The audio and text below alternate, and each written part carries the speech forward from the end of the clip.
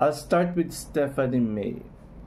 Steve, knowing of the reason why you may not be united with Nietzsche, do you find within you a special love for her that convinces you that you want to spend the rest of your lives together? I do. Do you also find within yourself the courage and conviction to resist the many deaths by which love can die? I do. Are you willing to love her in her unique fullness and to take the risk and to accept the vulnerability of that love again and again and again? I do. Nietzsche, knowing of no reason why you may not be united with Stephanie May, do you find within you a special love for her that convinces you that you want to spend the rest of your lives together? I do. Do you also find within yourself the courage and conviction to resist the many deaths by which love can die? I do. Are you willing to love her in her unique fullness and to take the risk and to accept the vulnerability of that love again and again and again? I do. Okay. Sorry. Okay. To my baby, here we are today. Finally, it's happening. I am happy and blessed to be with you today and some of our dearest friends. Pasok ka sa camera. Celebrate. Oh, sorry. Hindi ka nakikita. Okay, ulit po rin. Nietzsche, to my baby, here we are today. Finally, it's happening. I am happy and blessed to be with you today and some of our dearest friends who will celebrate with us on our reunion. The day we met, I think it was fate, the destiny chart. I had been single for 4 years and I wasn't looking for a partner that time. Then suddenly you just came along. Since then, we were chatting, and as we get to know each other, I fell in love.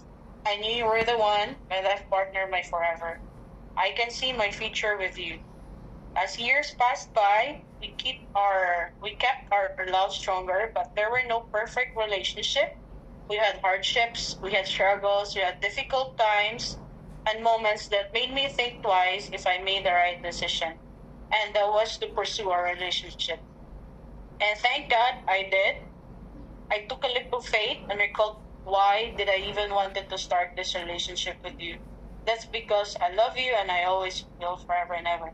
Today I sit down with you, stand in front of you saying I promise to keep you safe, give you the life that we always wanted, provide you with all the love, support, guidance, and that you'll ever need. I am excited to move on to our next chapter of our lives and build our future together. I love you and will always love you until my last breath.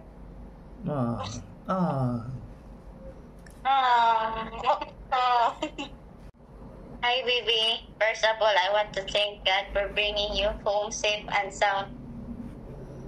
I want to thank God also because our relationship was blessed despite our struggle and hardship we faced throughout our 7 years relationship.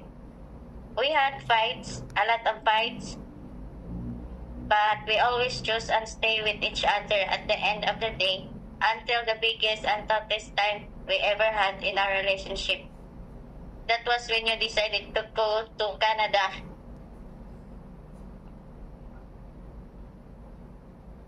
For our future, I was sad and happy at the same time, but not ready to let you go and sacrifice. And being far away, I admit I have doubts. Long distance relationship was not easy. I don't even had any idea how well I make it work for us. But here we are today, standing next to each other. I can really say we made it today. As we celebrate this union, I vow and promise you to love you unconditionally, give you always my full support in whatever your heart desires, because I know you always thought about for the good of our relationship. I will support you without expecting in return and to be there for you always. In good times and bad times, in sickness and in health, I will always love you. Cheers to forever. I love you, baby.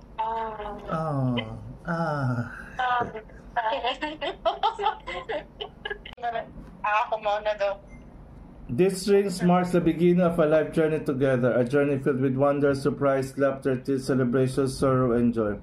These rings are circles symbolic of that which is without beginning or end. Ilapit mo muna sa video.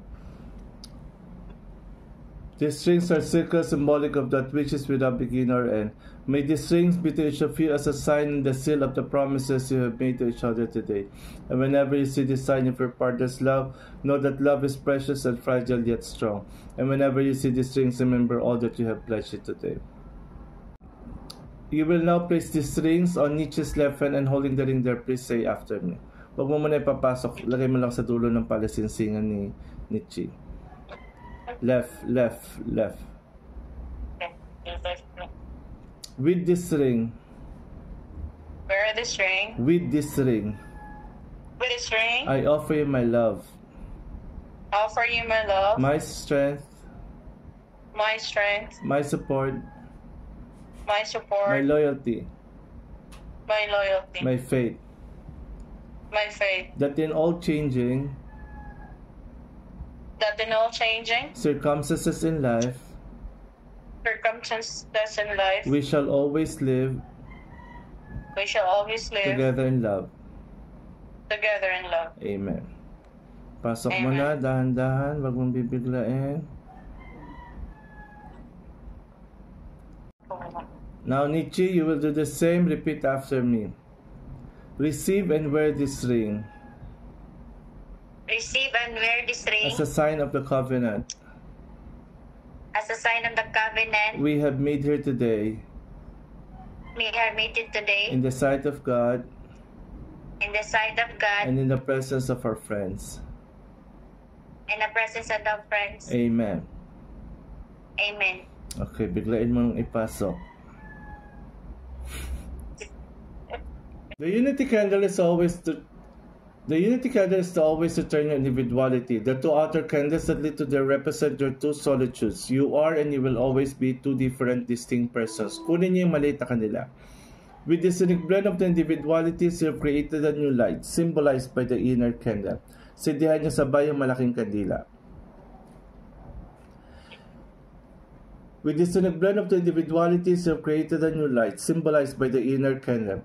Individuality is the enemy of unity. It is that which makes union possible, be enriched by your differences. Now, patayin nyo na yung hawak ninyong kandila. The Word of God, here with the different stories of love and of unity.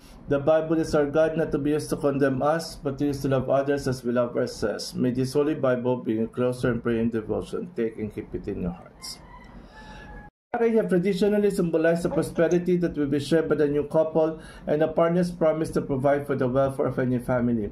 Today's couple embrace life and face the world together more mutually supportive way than ever before, so the Ari have come to symbolize the couple's commitment to mutually contributing to their relationship, their family, and community. Take and make it holy. The veil is to symbolize to give each other room to grow. The love and pleasure today is a covenant love, a long-suffering love. The commitment device today is a covenant and not a contra. Covenants are flexible and dynamic, not static or curved and stump. You will not always be who you are today. You will grow and change. Take and keep it in love. Now, chord please. Yung chord i-cover sa cover.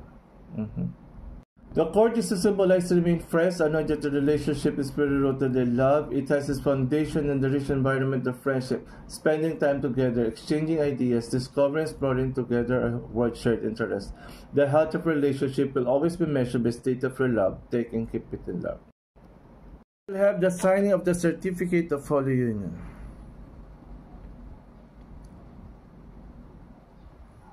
Pati yung mga ninang nyo rin napapirmahin nyo. Oh, yes, correct.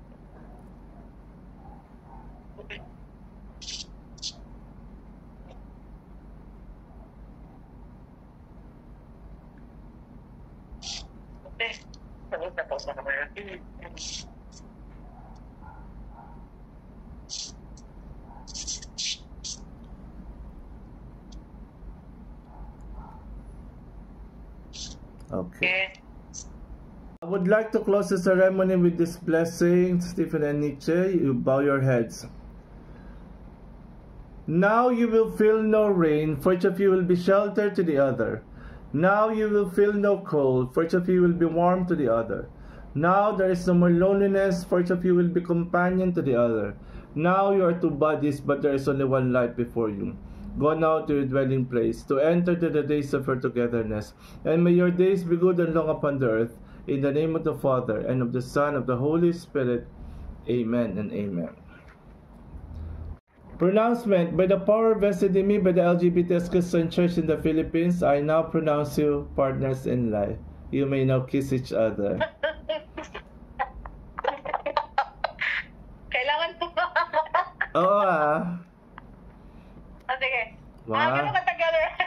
Mga 3 seconds. Okay. 1, 2, 3. Ayan. Aray. Mabuhay ang bagong kasal. Yan, palakpak naman. Mabuhay. Congratulations. Thank you, Rev.